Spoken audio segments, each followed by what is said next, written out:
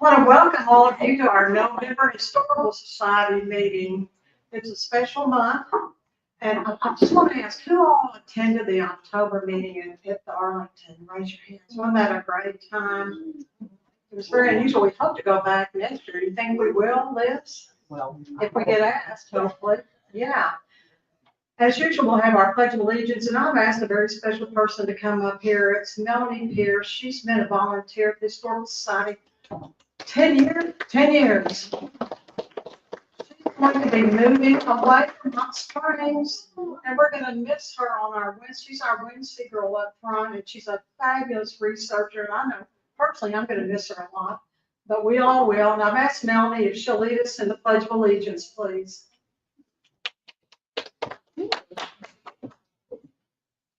I pledge allegiance to the flag of the United States of America, to the republic which stands one nation, under God, indivisible, with liberty and justice.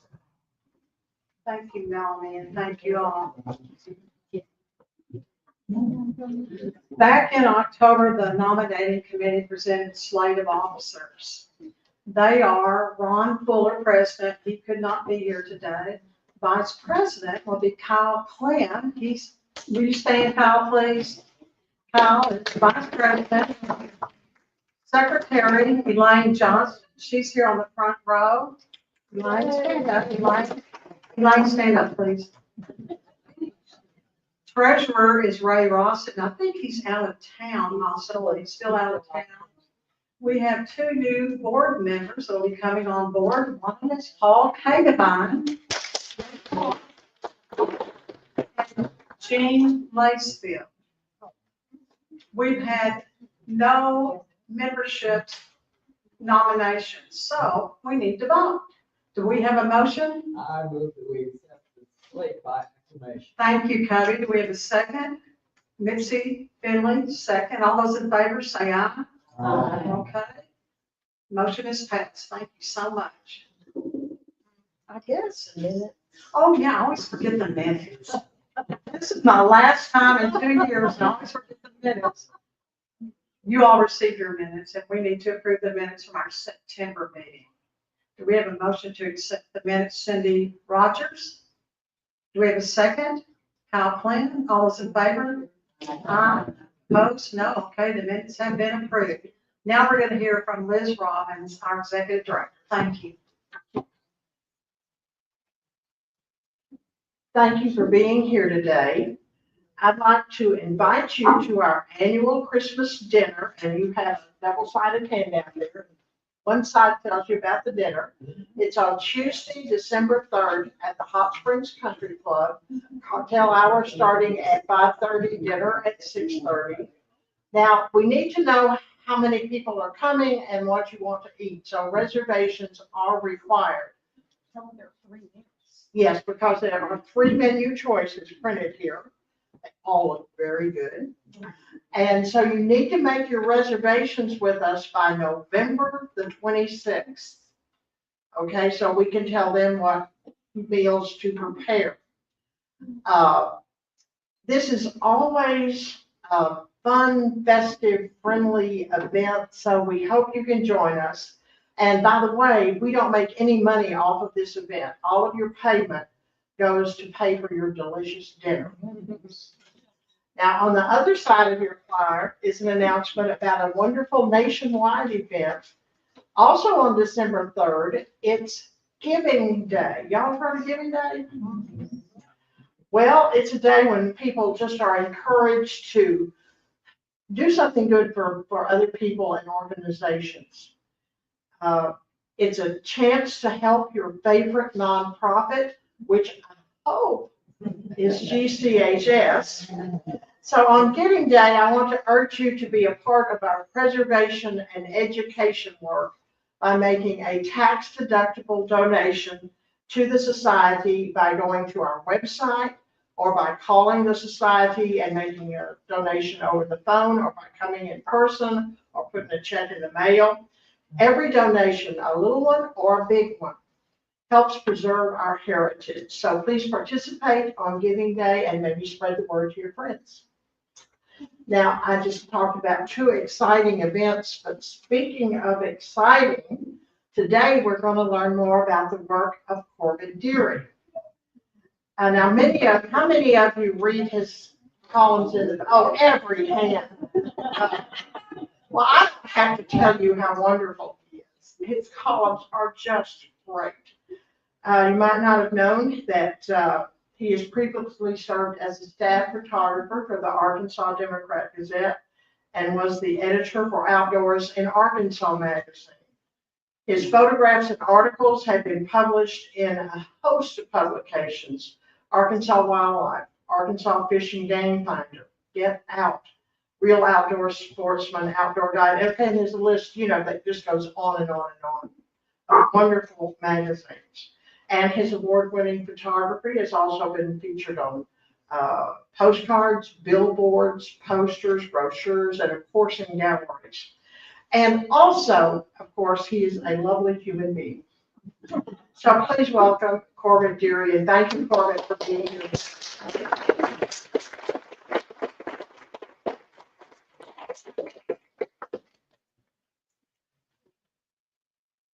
I can't wait to get home and tell my wife I'm a lovely human being.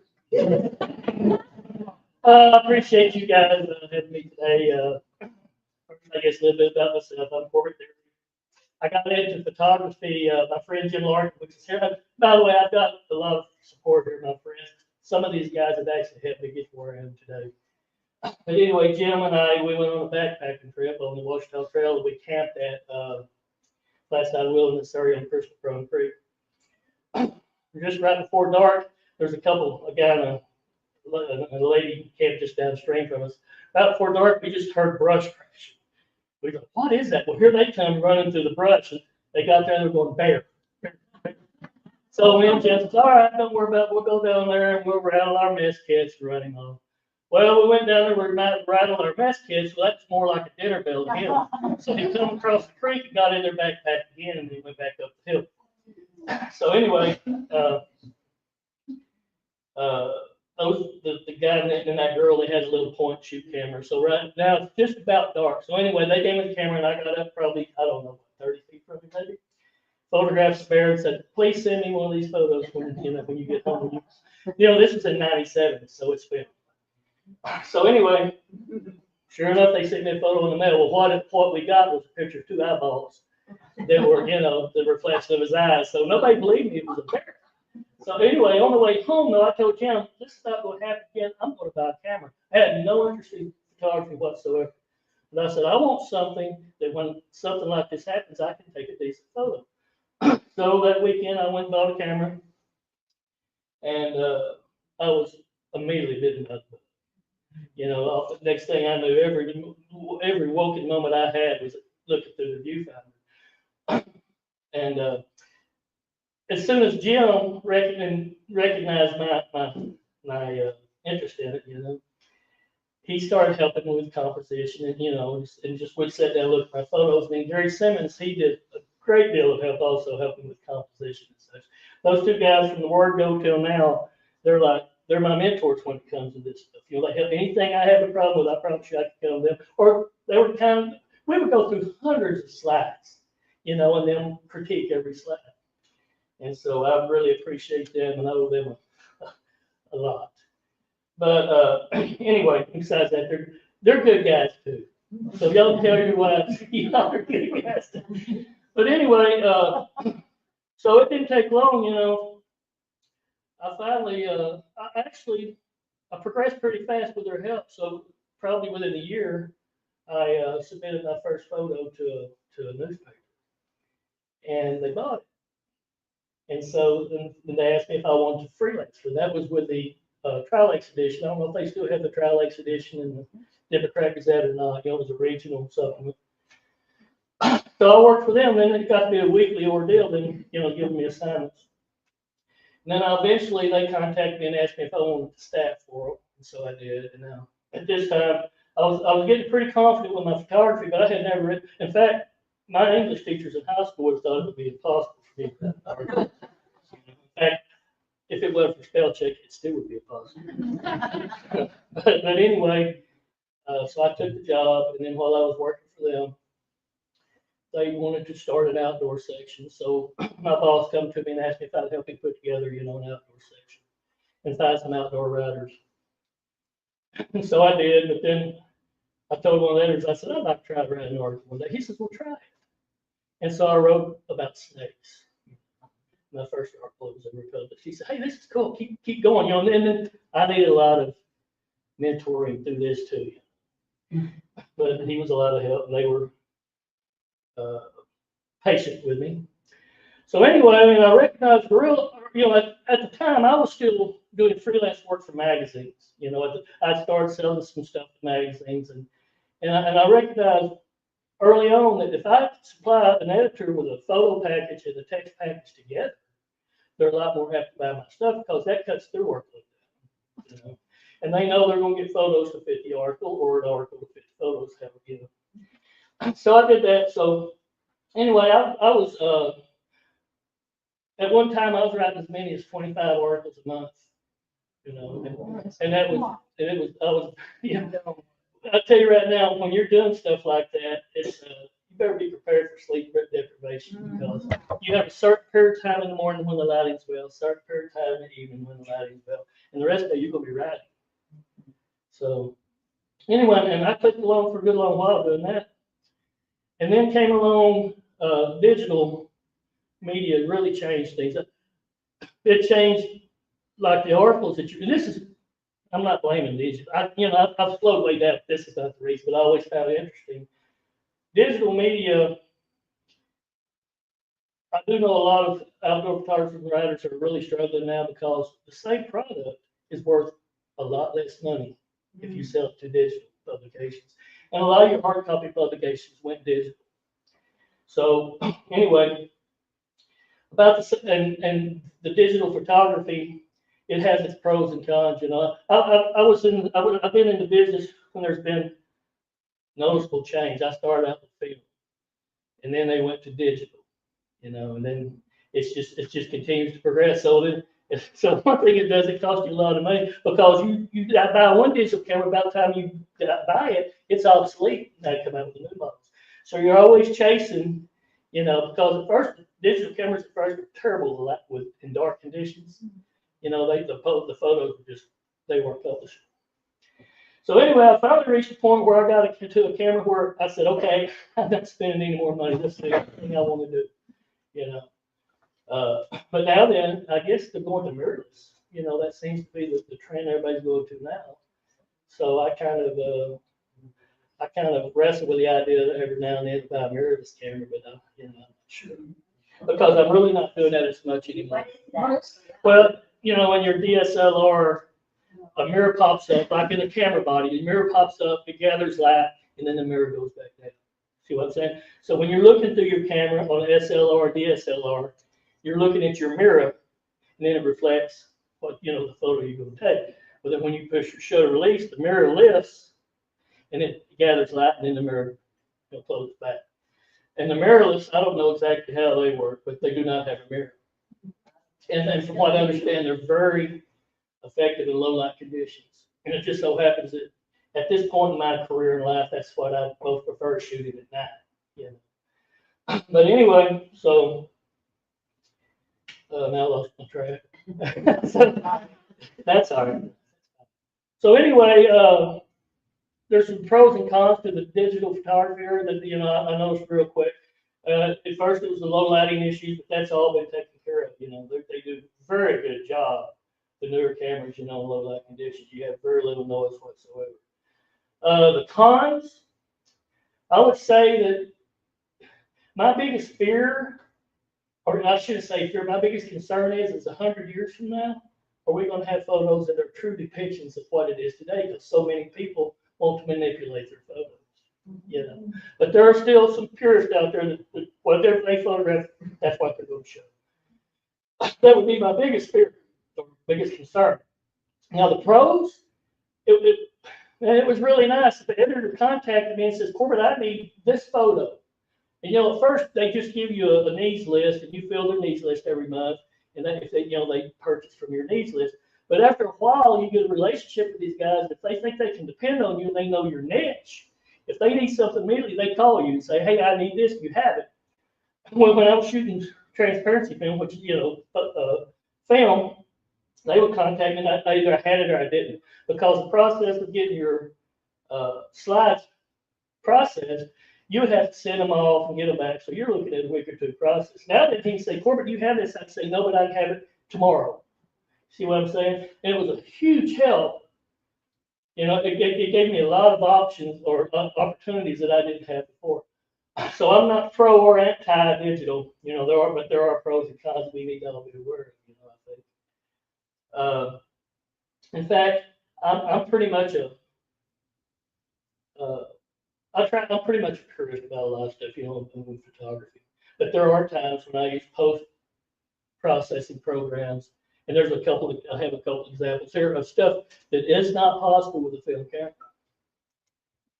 But anyway, so that's pretty much my story. My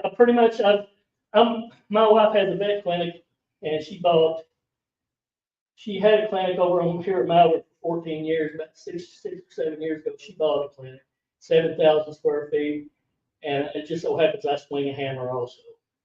And so I've spent a lot of time. I spend a bulk of my time now probably working at her clinic, compared to what I do with photography and writing. My only constant gig right now is the Sentinel-Record, which I write 2 articles a week for. And might I say, they're a good group of guys to work for. I really appreciate them, and I appreciate it. And my big reason for wanting to work with them and write destination articles, I am most interested in sharing Arkansas with people. There's a lot of stuff out there people don't know. And I've learned over time, I really had no idea how rich of a history this state had until I got out and started doing destination articles. It seems like everywhere you go, there's an interesting story, so I really enjoy that part. But anyway, what I thought I would do today's going to be a little different. Usually, when I do presentations, I introduce myself. I'll do a slide presentation, a couple, probably last 30, 40 minutes or so. I sit down, music plays, the pictures on the board. I get up and answer a few questions. But in light of the fact that my hard drive that has my presentation on wouldn't work, we're going to do things a little differently today. So what I'm planning on doing today is I'm just going to show you a few photos, and a few of my favorite photos. I'm going to tell you why they're my favorite photos. Interestingly, when I was picking these photos out, I learned that my perspective has changed a great deal since I was all the photos I was taking were for publication, that my perspective's changed. Now, most of these photos now, they're not necessarily my best photos, but they're my favorite photos because they have a story behind them. So they had sentimental value to me. We're used to, when I shot a vertical photo, I'm always thinking cover for magazine. So, leave room up top, for the title, leave some room down here for text. And now then, it just don't seem to matter as much to me. I still, as far as the compositional end of it, I still pay as close to composition as I ever have. But looking back now, during the time that I was really seriously shooting for magazines and publications, I missed out on something there that I'm enjoying now, because I didn't care about anything except for whether that photo was published. The emotional part of it, it just wasn't there. The emotional part was when you saw your byline and you had the magazine cover. That was the deal. So anyway, what we're going to do today, I've got a handful of photos. I'm just going to go through them and tell you why they're my favorite photos. And then after we wrap that up, then I'll answer, field a few questions. And the only thing I ask, one of my friends already told me he was going to throw tomatoes at me up here. So the only thing I ask, if y'all are going to throw tomatoes, take them out of the can. So anyway, we'll begin with this photo here. This is a black bear that I photographed on Ridge Mountain up near Queen Wilhelmina State Park, just right across the Oklahoma line. I was in Oklahoma at this time. And this photo is nothing special. I would never submit this photo. It's just. However, what I do most enjoy about this photo is this is ever since we had the bear encounter, I was infatuated with bears, you know. And so this 15, 20 years later, I decided I wanted to go and try to photograph bears. And this is my first time out. I went the night before, did a little scouting, talked to a friend that lives up there where he'd been seeing bears cross the road on a pretty constant basis. So I went in, found a spot, set up, bigger in Dallas, this bear. So to me, that's like I say,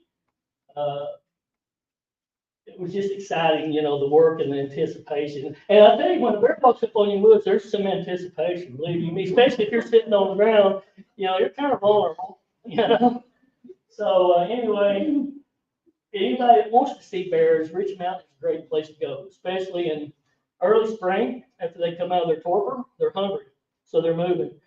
And in late spring or in the late fall, which about that, they're probably starting to go in their torpor now, but they will eat from like August until they go in their torpor and just eat like 28 hours a day because they're trying to get their body weight, where it can support them throughout their torpor.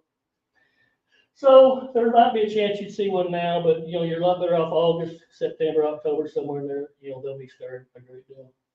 And I think it was like you were talking, Liz, about their reintroduction in the state. We got down to a point where there were very few bears in Arkansas. And the Arkansas Game and Fish Commission had a reintroduction program. It turned out to be the most successful reintroduction program in the United States of large mammals. The bear population now it's incredible. It's not uncommon if you're out much to see a bear. So I think that's kind of exciting. The only problem with bears are they imprint very easily, and they figure out real quick that where there's humans, there's food. And so there are encounters, but fortunately bears really aren't. Every individual bear has their own disposition, but generally speaking, they're not aggressive. In fact, I have found myself between a bear and her two cubs before, and nothing. Do we have any bears anywhere? Yes, ma'am. In fact, it had been a couple of years ago. They out on Park Avenue. A bear showed up, and he was up in a tree and the game fish kept darting and got him out of the tree. Yeah, but they're like I say, they figure out food and humans go together. They're very smart animals, All right, so let's see here. This next photo is at Dry Fork Lake in Hollis, Arkansas. I've been to this place a million times. I've gone out there and fished, I've camped, I've hunted, you name it. In fact, I've kicked around in that lake bed. 1970.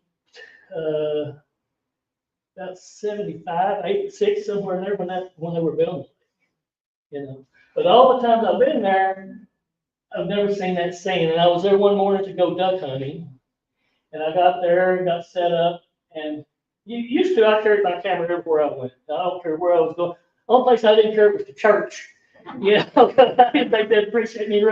But anyway, so I had my camera with me this morning, right as the day broke. This scene just unfolded in front of my eyes. And so I immediately put my gun down, quit duck hunting, got my tripod out, got my lights, got my camera on, started taking pictures. So that's and besides that having special meaning to me, that to me is a publishable photo. That photo, this photo, like I say, how many times was I ever there and it didn't pop up. That's definitely one of my favorites. Okay. Let's see here.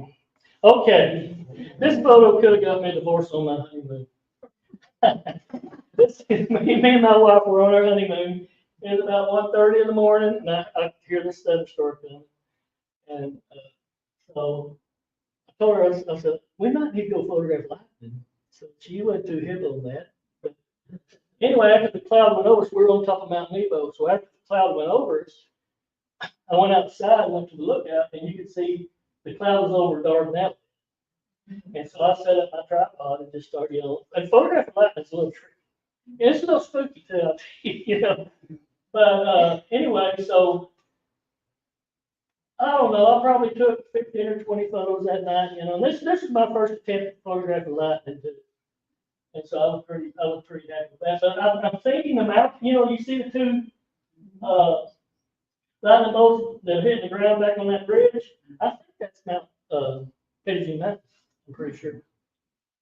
So that I was talking about nighttime photography. Since then, I've been bitten by the lightning photography. So if there's a storm, I'm like jumping up and running out and I'll tell my wife where I'm going to be in case I don't come back home where she goes to get me. You know where to find me. So anyway, it's a photograph for lightning is it's all about timing, but there are techniques. You can leave like if you guys are interested in, you can always leave your camera on bulb, open it, and put a piece of like black paper or something in front of your lens. And every time now this was just a single shot, but I've learned since then. And every time the lightning, just lift your piece of paper and then put it back. So what you have then is you have multiple exposures. That's how you see these photos of lightning just all over the sky, streams of lightning. That's usually how those guys got that. And it's pretty effective. But I cheat now. I bought a lightning detector that I hook it to my camera when it lightens. So I said so I don't set the truck. But I have, it's you're out there. All at once, both the lightning hits nearby. It's a little unnerving. But anyway, that gadget works very well. But the problem, is just part of it. You have to be aware that when a cloud comes in, especially thunderstorms, when the first thunderstorm rolls in, you have clear conditions. But as soon as that thunderstorm comes through, if there's another cloud coming, it's foggy. A lot of times, especially if you go up on a mountain. I drove up to the top of Hickory Nut Mountain before, and I couldn't see anything, just because it got so foggy. So, so when I photograph lightning, my main concern is to get there before the first storm rolls in. And there are all kinds of programs now. I have a program on my phone or an app on my phone that it actually shows how much lightning is in the cloud. It'll show every lightning strike. So I know kind of where to set up. And which clouds followed, and when to roll back over and go back to sleep. Because that's pretty much you can't shoot lightning in the daylight hours. Okay. Before you move on, Sir? do you remember what your shutter speed was on this when you said that Well, single shot? Yeah, it was probably I would say, I don't know exactly, but I would guess probably 10 seconds, F11. And the key there is, though, that's another thing, you're going to be shooting off of a tripod, obviously. You got to have some, and you need a shutter release cable because if you touch your camera, it shakes. So in a 10-second exposure, the only way that you're going to get a decent photo is you got a tripod and a shutter release cable. And another problem you have in storms too is it's windy. So it'll blow your camera all around, But anyway, now this one, a good story, man. This is Flat Side Wilderness here again, where me and Jim saw the bear. Well, me and Jim decided one morning it was supposed to snow, so we decided to crawl outside like 4 o'clock in the morning and head from Hot Springs up to Flat Side Pinnacle of Highway 7 North. And I'm sure most of you people have been up that road. That's not a road we'll be driving on when there's snow. Anyway, we woke up to probably 4 or 5 inches of snow, maybe 6, and it was brutally cold. So we got up there just, I don't know, probably an hour before daylight. Walked up the trail, and it was just breaking day when we got to the top to the hill. That's only probably 2/10 of a mile walk from the vehicle. By the time we got to the top of the hill, Jim's mustache was just covered. It was ice. Just had ice. His camera, literally the shutter curtain, it froze shut. So or the mirror. So he was kind of out of business. But anyway, I set up and got this, and it's just, I don't know, it's just a soothing, everything, and everything. That's another one of those cases where everything fell together. And I've actually sold this photo several times in different publications. But anyway, at least it warmed up fairly quickly, and our drive home wasn't remotely as bad as it was going up there. But I'm sure a lot of you guys have. Maybe y'all been to Flat Side Pinnacle before and walked in Flat Side Pinnacle. So, it's a rather short walk, from where you park on Forest Road 94 to there. But in that short period of time, it didn't take long. Like I say, Jim he looked like he'd been out all night. But it was cold, wasn't it? Okay. Now, Another one of my favorite subject matters, photographs snakes. And this snake was, I told Liz I spend a lot of time on Rich Mountain. That's where I photographed the bear, and that's where this snake was. I see more bears and snakes on Rich Mountain than I do squirrels and rabbits. You know, you just gotta know when to go there. So anyway, I photographed, you know, I've got thousands of snake photos. But this one, but it's real hard. A rattlesnake is very easy to photograph usually, you know, and cottonmouths, they're very easy to photograph as far as, you know, venomous snakes. But copperheads are hard to photograph. First thing, they're quick. The rest, they don't want to sit, you know, they're not usually a snake that's going to sit there and want to fight. You know, some will. But this snake here, he was a large copperhead, and I had a friend with me, and so when I photograph snakes, I lay on my belly and just get, and usually I use my 105 macro, so you're looking at this far away, usually, you know, so I just ease up on them. There's a method to the madness, you know, if you watch a snake, wherever he puts his weight, he's going to strike 180 degrees from there. He can't strike over to the side. So I'm steadily chasing these snakes around, make sure that they're just distributing their weight, you know, on their side instead of. But anyway, this snake here, he wasn't. She had no intentions of running, and I had a friend with me. So I'll tell you, they're real fast too. Like a timber rattler, they strike slow. These guys, boom, they strike that fast. So it's a little scary. So I had my friend, you know, the front side of him and keep him occupied. Well, I got down and eased up through the bush. And I was in some, it don't look like here because I made a little bit, but I was in thick cover. So I thought, well, he can't strike through the thick cover. Maybe, anyway. I've grown up too since I've become more responsible about things I do. But, so anyway, I just love this photo. You know, it's a great photo. You can see the snake's head. You can see the pit viper actually. You see between his nose and his eyes. That's not his nostril. That's his pit viper. That's what they use for pinpointing what they're going to strike at with accuracy. That's a heat sensor. Okay, and you can see also this is a pit viper because you see his elliptical pupils. You see that? A non-venomous snake has round pupils.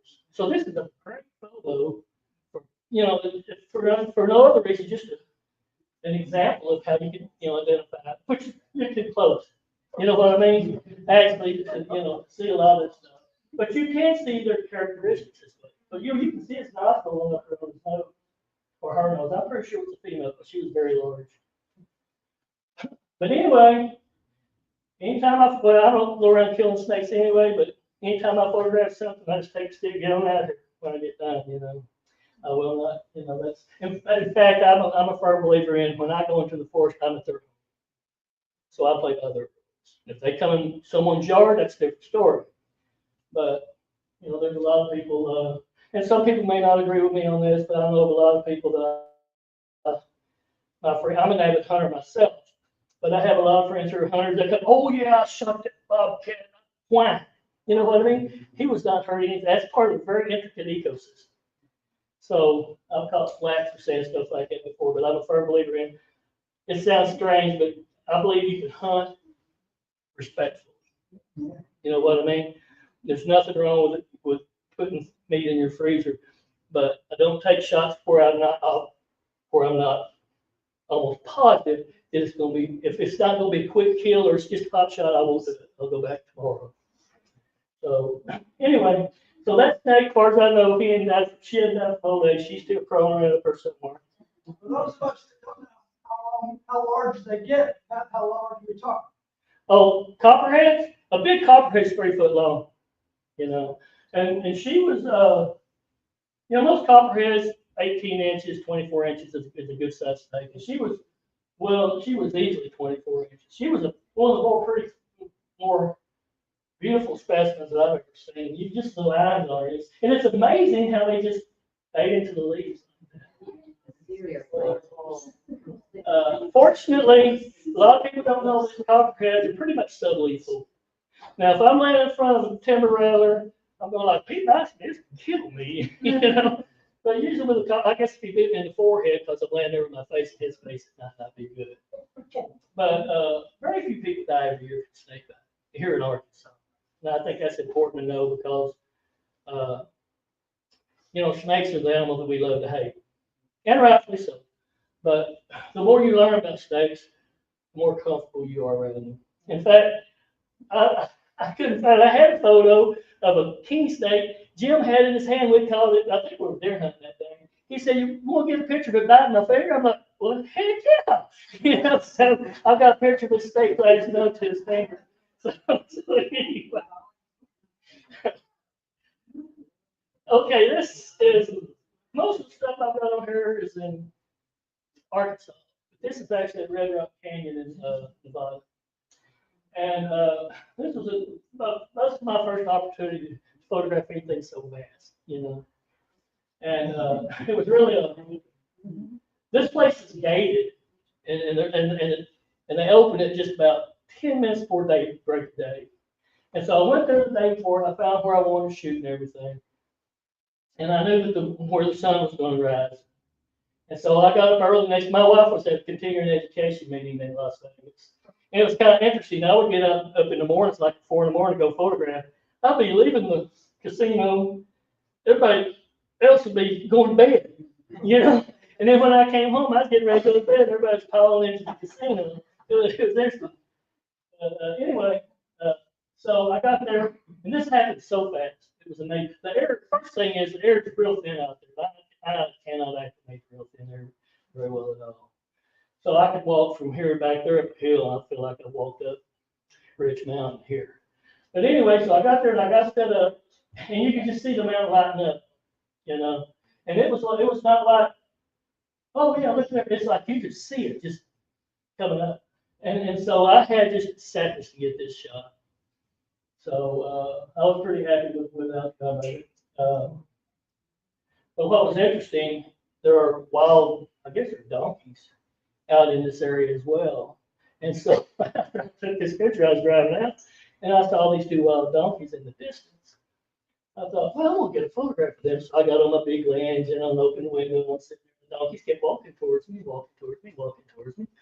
Finally, I was filling up the frame. Next thing I know, one of the donkeys stuck his head in the window of my car. I guess people feed them all the time. But I'm like, get on that. I should have got a photo of that. I didn't have a wide angle enough lens to shoot it.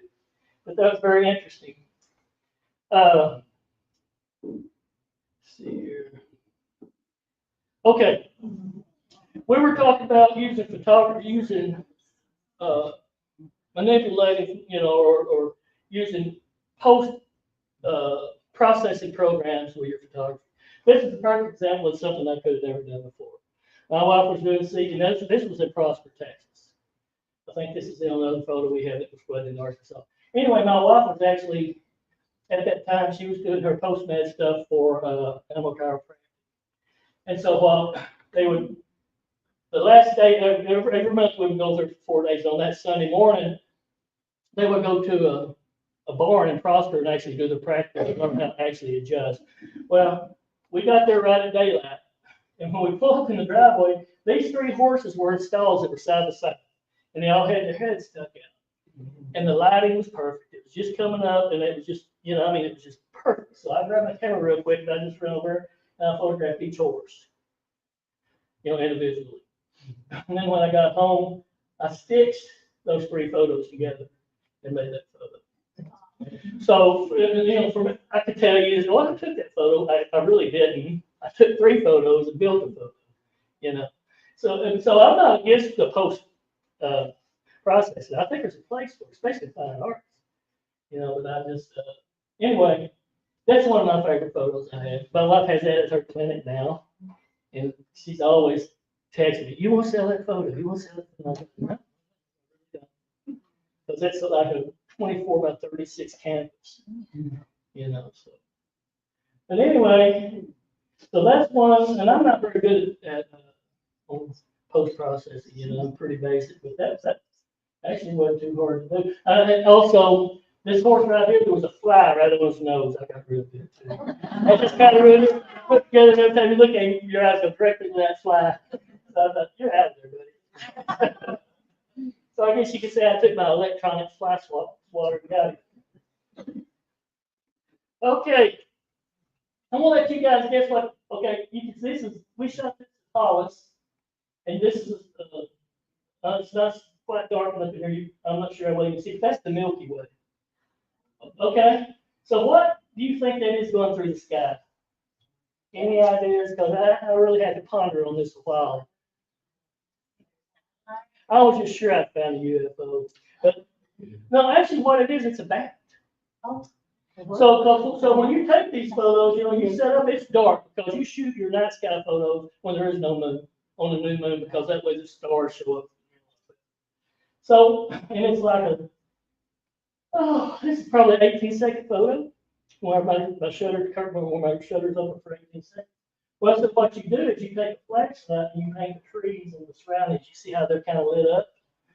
So evidently, while I was painting the trees and the surroundings, I ran all that through the sky, which doesn't affect anything usually, and a bat just happened to fly through there. That's the only thing I could, only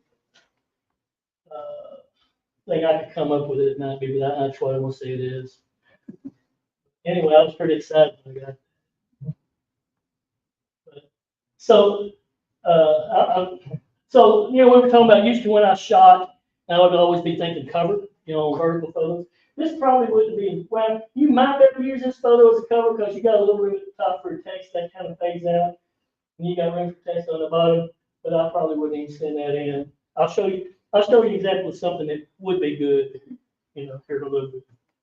If you're trying to. Now, this photo is my buddy called me up and he says, "Hey Corbett, let's go up in Northwest Arkansas and take photos today, so you can get some, because I'll usually go somewhere and try to get 4, 5, 6 articles in a day or two when I travel for my destination articles." So I kind of found it strange that he wanted to go, but I said, "Okay, let's go." So we got up early that morning, went all up in Northwest Arkansas, and he says, "I want to take you to a place over by Marshall. There's a creek. Me and my brother fished in. It's just amazing. Well, if you say fishing, Corbett's all about it." So I said, "Well, let's go." So we drove over to Marshall, and we went in this place. There were some balloons tied on a bush by a dirt road. And so it supposedly had been there 15 years ago.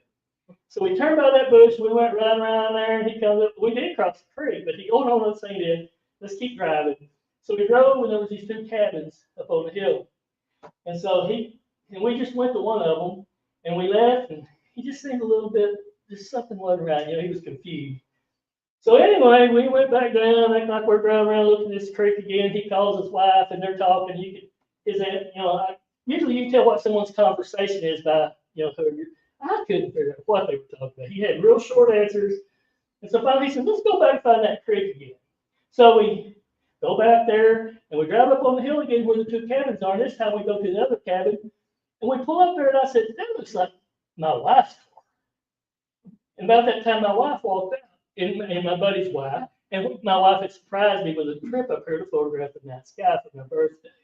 So that was kind of cool, except for right at dark, the cloud cover said it moved in, and it was just a blanket of clouds. You couldn't see anything.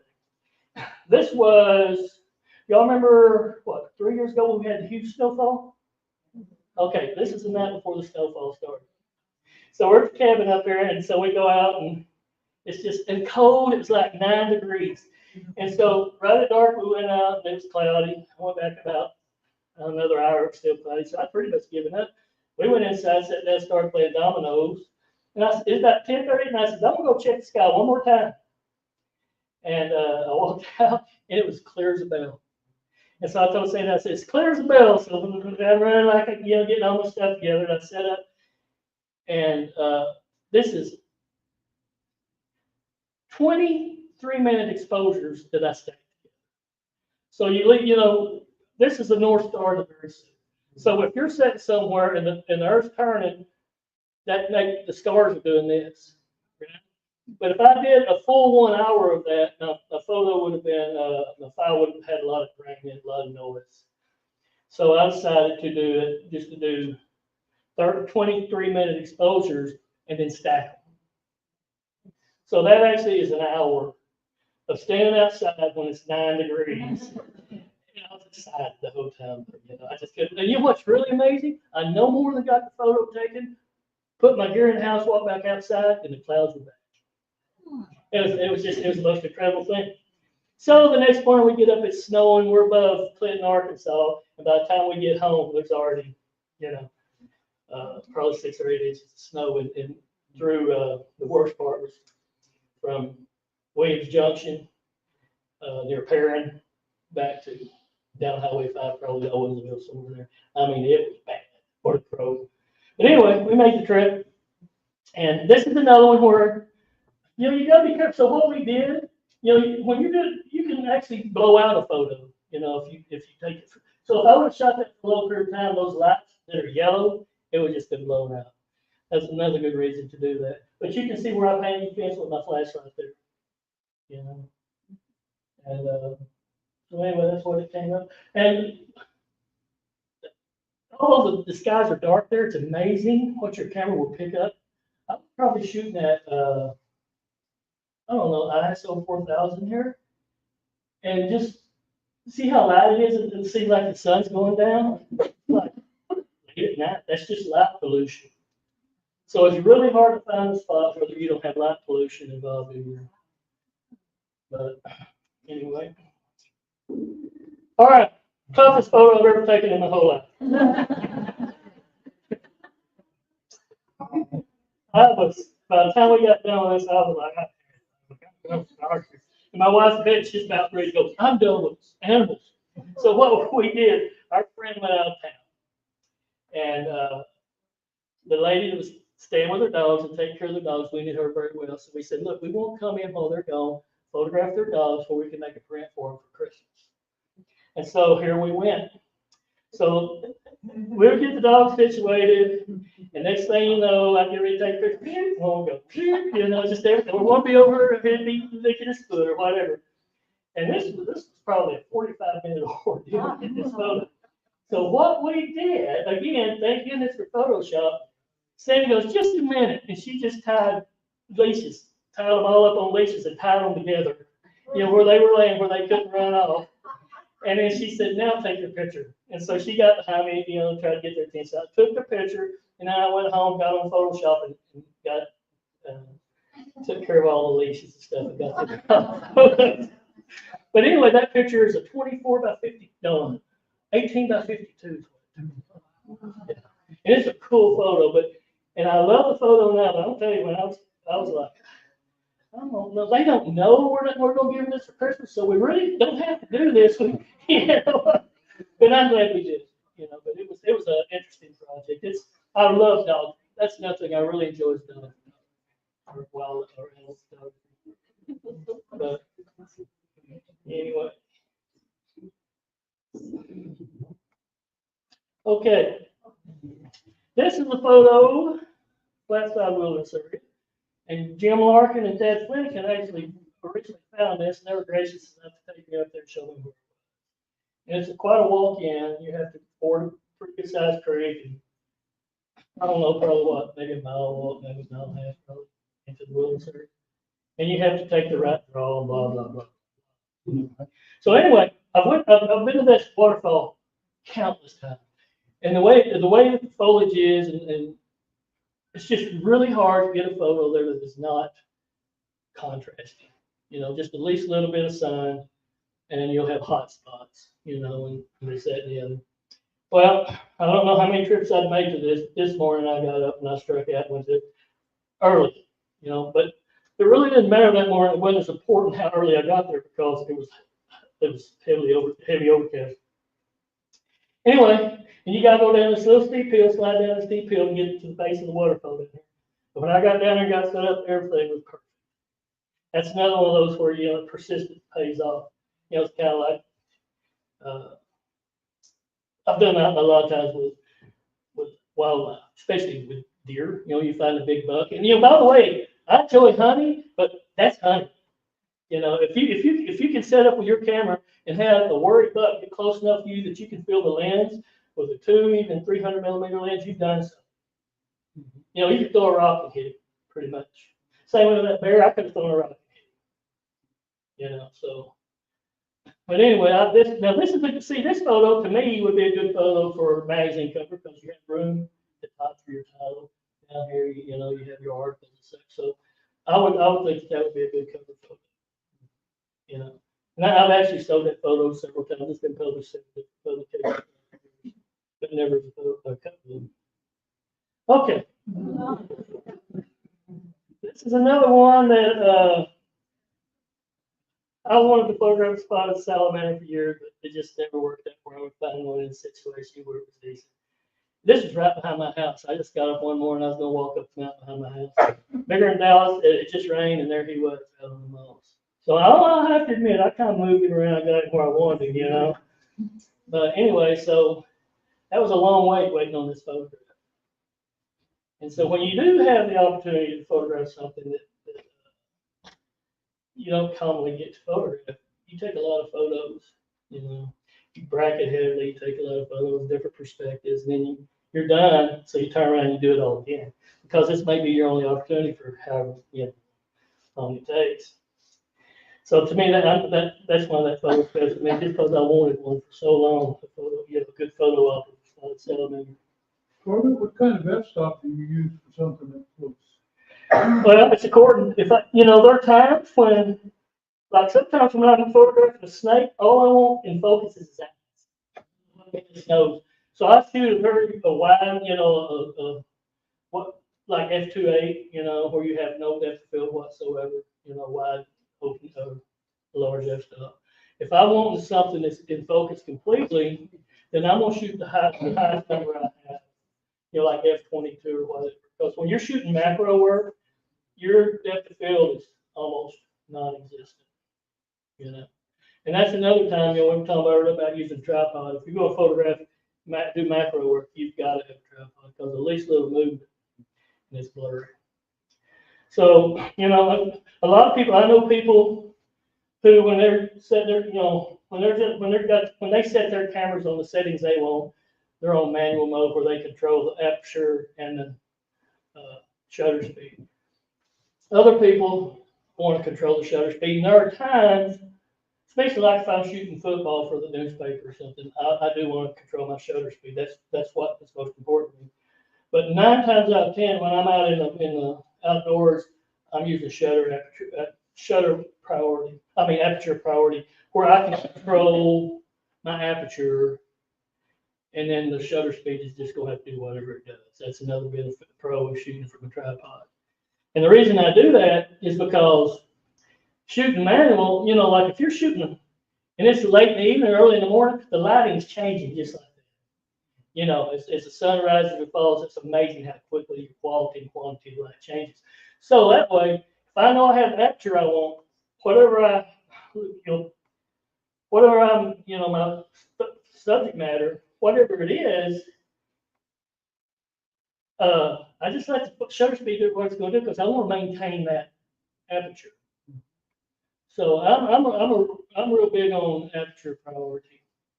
Now night sky stuff, that's all manual. But and a lot of times you just have to decide what you want to be in focus on a macro photo, and that's in macro photography. You just have to. So you're obviously not going to have enough depth. I'm talking depth of field like this. A lot of times, especially like if you really pull in tight on a wildflower. And what's funny is you pull in tight on a wildflower, and the wind blows, it's gone, and it shows back up. It's gone.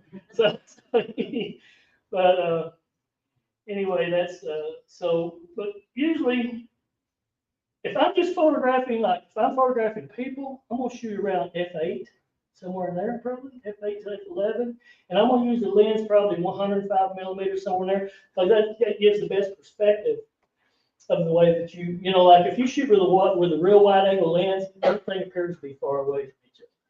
And if you shoot with a big lens, everything, it seems like it compacts it. So if I photograph you with a wide angle lens, it's going to look like your nose and your ear are way far apart. So what I'm saying? And if I shoot you with 300 millimeters, it'll look like they're real close together. So if anytime you guys are shooting people photography, you might want to stick around the f8 to f11 as far as aperture, and that's just because that gives you the depth of field you need. And as far as your shutter, what was I going to say? Yep. There you go. Focal length. Oh, yeah, your focal length, I'm sorry. Your focal length, stay around 1 to 105, somewhere, and it'll come out. Where your perspective is just. See, this guy here, I shot that. I guarantee you the very high. I was probably the F-22 in this guy. Because I want to get everything I could in focus. And it doesn't look like it, you know. But I was this close. You know, I was right against it. One of the photos I do want one of these days, which I'll probably do this with my tripod, I want to get a photo of a snake striking at the lids. You know what I mean? And so that is something I do want to do. And so that would be something, that would be a photo where I was most interested in shutter speed, because I want to stop that motion. In my mind, I see what I see in my mind is a photo of a snake coming at you with his fangs down. Yeah, yeah. And with venom, the drop of venom on his fangs. That's what I foresee. That's what I want. Now, whether I get that or not, I'm not sure. But that reminds me of one story about, hog noses, spread adders, they spread out like a cobra and hiss, all that jazz. They're perfectly harmless snakes. But they have fangs in the back of their jaw. And it's not made to bite people with. They're not even hollow. What it's made for is they eat predominantly toad. So it's made to hold a toad in while they're swallowing it, okay? So the fang thing reminded me of this story. Jim and I were driving down the road from fishing up at Hollis on the Southfish River. And we're buzzing down this dark road. And I look over to my side and I see a hog nose. Well, we turned around and went back. And he was eating a frog. He had the frog about halfway eaten. Well, I got down there and got real close to him, started setting up my camera. A lot of times what they would do, their first mode of protection is to regurgitate anything that's in their stomach. Okay? And then they spread out and hiss and act like they're going to kill you. And then they roll over the back. That's pretty much what hog noses do. Well, so he regurgitates this frog that was halfway down the stomach. Well, the frog also, he's staring around like, holy cow, So I'm like, you owe me one, buddy, So anyway, so I got photos of all the stages. I got, I didn't get the photo of him regurgitating the frog, but I got a photo of he's got his mouth gaped and you can see his fangs perfectly. And I started with that photo here because it's by far one of my favorites. But I didn't think y'all wanted too many snake photos. Okay, this is anybody know what this wallflower is? It's a wallflower. Any ideas? Lady slipper. What kind of lady slipper? I don't know. No, it's a white showy lady slipper. There are only 5 colonies of this plant that they know of throughout the entire state. And like I say, I was talking about, like photography is a lot like hunting. I spent 6 years trying to find one of these colonies of lady slippers. I found yellow lady slippers there. Finally, after 6 years, I find the colony. So this is like, man, that was well worth the wait. So that's one of my favorite photos. Actually, was this, I could pull out a lot of stuff on this photo that I don't like. It's got hot, you see where the sun's hitting the foliage in the back, it's very distracting. It would be a terrible cover photo, but it certainly serves its purpose. Because I wanted something where you could really get a good look at it. You can, have the top, I don't know what that is, 3 top parts of the flower, you could actually see the hairs on them, which I don't think with the yellow lady slippers that exists. I think that's part of the. So anyway, that photo was I burned a lot of gas and a lot of hours kicking through the woods. And you know what's amazing? That colony of flowers was right beside a horse trail. Literally, I put my knees down in the horse trail, in a muddy horse trail, to photograph those flowers. Now, how they managed to avoid being trampled over the years is beyond me. But someone actually told me where to find these, and he swore me to secrecy. And you know what? And I've kept my promise. In fact, there's been a time or two I've been in that area. Oh, I want to go back up there and photograph them so bad, but somebody was with me. So I was like, I didn't even mention the flower was there. We were within 300 yards. But anyway. Okay. The reason I like this photo because it is the epitome of simplicity. you know, and that's what you're really looking for. I read a thing one time that said, you know, an artist starts with an empty canvas and adds what they want to build a strong composition. A photographer starts with chaos and eliminates various things until they have a good composition. But this here, you know, that's simplicity at its best. You know, and I can still remember more. That's probably 15 years ago. I can still remember. What's amazing is I won't remember your name in 5 minutes. So don't be offended if you introduce yourself to me, and then somebody else walks up and they're beside me, and I try to introduce you. I'll just say, y'all introduce yourself. But I can tell you still photos I took 20 years ago of wildflowers. I can take you right back to that exact same spot today. Why? I don't know. But I can. In fact, I have actually forgotten, left my tripod set up in the woods, go home, get home that night and realize I don't have my tripod, get up the next morning and go directly where my tripod was. So I wish my memory was that. You know, it's just, I don't know what it is about wildflowers. I can take you, you can name a wildflower. If I know where it is, I can take it. You know, if I've got a photo of it, I can probably take you and show you where it is. Which is, it's kind of handy every spring. Yes, ma'am. About time? Okay, we'll do a quick question and answer, be done. Okay, so we're done. So, anyway, let me do one more. This photo is the most terrible photo in the world because it looks like that tree's laying on the nigger's back. You see that? So anyway, I just want to show you that. All right, so I'll tell you what, if y'all want to, I'll field a few questions real quick before we call it quits. Anybody got a question? Yes, sir. So we listened here to a gentleman, Tim Ernst, Yeah. and he says 80 more instead of using his camera. He Yeah. says that, have you gone that route? Oh, it was hard, but I did. You know, and at first it was like, you know what? You can, I don't care how many megapixels you have, a photo, you're just taking a crappier photo with bad glass. You see what I'm saying? It just makes the photo more crappy, the bigger you can make it. But cameras have come a long way. You know, I mean, phones. In fact, I use my phone quite a bit, but I'm limited to what I can do. A lot of this stuff there's no way I can do with a phone because you have to have total control of your camera. Anybody else? Yes, ma'am. I want to thank you for every Sunday, something in there. Amen. Well, I appreciate that. I tell people one of these days I'm gonna run out of lies and I don't know what I'm gonna do. Well, you can think. And I cut them out because sometimes when you go for a run, oh, let's just go for a mystery ride. But you get directions and you can go. Well, I'm glad. I appreciate that. I'm actually considering doing a book of some of my destination articles, you know. But, you know, most people probably want a hard copy so they can look at the map and such. And so I don't know, I'm still considering it. It's quite a costly endeavor, especially if you do a hard copy.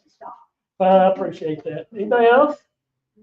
Yes, ma'am. What is your favorite mountaintop view in Arkansas via, you know, UTV, whatever?